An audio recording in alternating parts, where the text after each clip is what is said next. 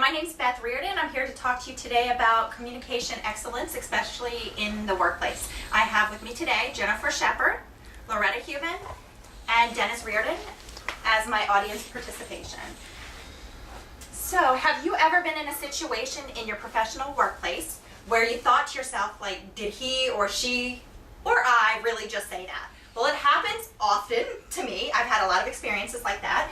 There is one particular experience that comes to mind repetitively when I think about bad communication in the workplace. And it's that of a conversation I overheard with one of my coworkers. So I'm at work one day and a Caucasian lady, about 5 foot in height, blonde hair, approaches the counter. And as she approaches the counter, she proceeds to tell my coworker that she's there to pick up a prescription for her foster child. Next to her is a 6 foot, almost tall, teenage African American boy. So my coworker starts making small chat with the child. She tells him that he looks exactly like his mother, that he has the same colored eyes as his mother, and that his nose is the same shape as his mother's. Well, as she's saying this to the child, you could tell the family became very uncomfortable. The mother's posture changed, her shoulders drooped, her body language was very different from when she originally had approached the counter. The boy actually turned his back on the counter and completely disengaged from the conversation.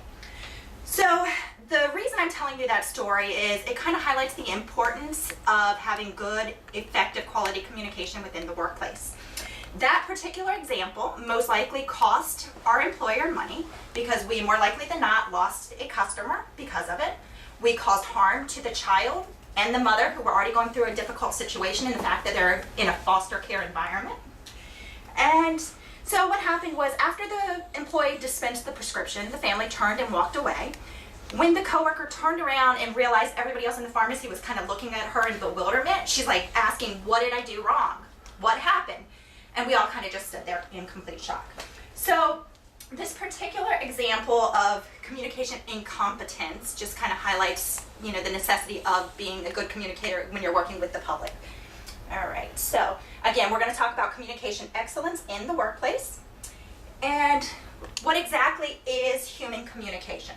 Well, human communication is the process of creating meaning through the use of words, verbal and nonverbal exchange. The process is multifaceted, it is multi-directional, and it serves as a foundation for the relationship basis. All relationships are based off of communication.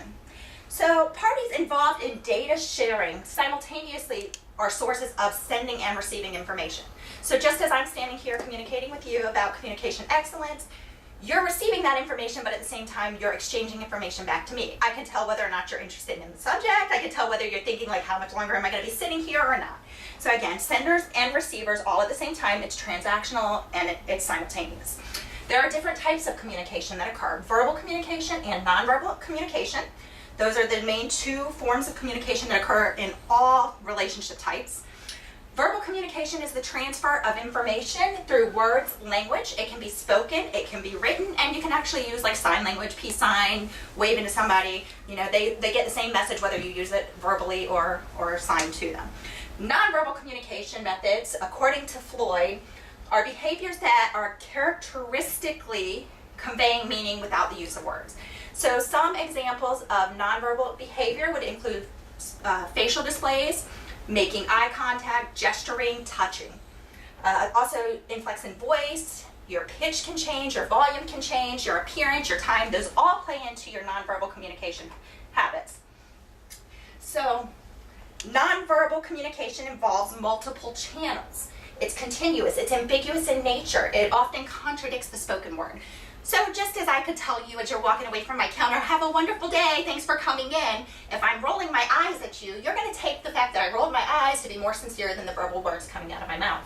So again, that just kind of reiterates the fact that nonverbal behavior is more reliable than verbal behavior, and people do pick up on those context clues more so when you're conversing with them than what you realize. According to Fatela, the nonverbal clues are a means for interpreting true meaning during a communication event. So workplace communication is the interaction that people have as part of their workplace experience. Communication flows multi-directionally, so it flows upwards, downwards, laterally, and also outward. Upward communication is that you have with your management. Downward is with the communication you have with your subordinates. Lateral is the communication type that you have with your peers, people of equal responsibility to you in the workplace. Again, outward communication is that with your clients, your patients, or your customers. So communication passes through filters. Those are called perceptual filters. Perceptual filters change the information that you're given. So somebody relays a piece of information to you either through spoken word, writing, language, sign language. You have to receive that information. It's going to pass through your filters. It could be cultural filters, religious filters, educational bias. And then that history that you're coming to the conversation with will actually change the meaning of the conversation.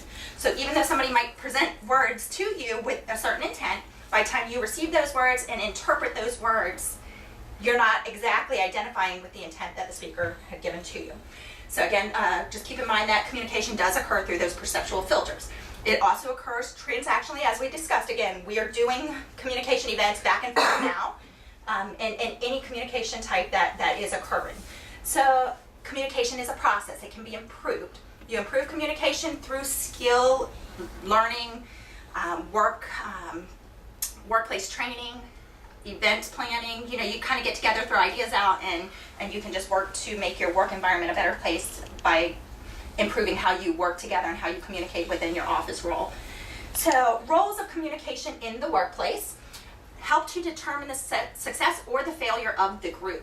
It shapes the culture of the environment that you work in. If you have poor communication within your work group, you are going to perform poorly. You are not going to be successful in your organization unless you are able to hold that communication style to a level that's better than most other companies. You have to perform communicationally better than most. So it's a tool for relationship building. It helps to set goals. It helps to disseminate information. It affords you the opportunity for trust in relationship building. Again, communication is the foundation for relationship. Without relationship, you will not build a business. It can be done through many media choices, and by that I mean you can, like I said, written, verbal. So you can speak, you can broadcast through news outlets, you can put it in newspaper or newspaper print. You can communicate through email, memo, etc. to get your point across. You do have to keep in mind, again, that the person receiving the information will not necessarily receive it the way you intended, so you have to ask for feedback. So regardless of the media used, it's critical that the sender of the information follows up with the intended recipient to make sure they understood it the way it was intended according to John and Haskell.